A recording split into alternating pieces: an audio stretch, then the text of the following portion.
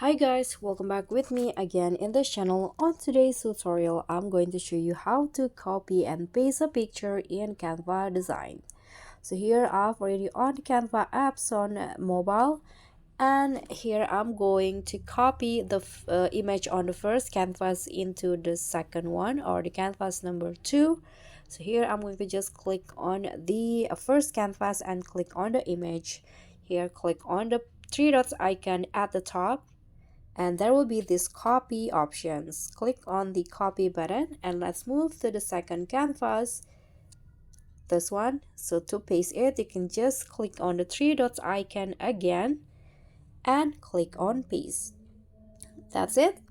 That's so easy, but I hope this will be helpful. So don't forget to like this video, comment if you have any question. Also click on the thanks button below. I'll see you all on another tutorial. Bye.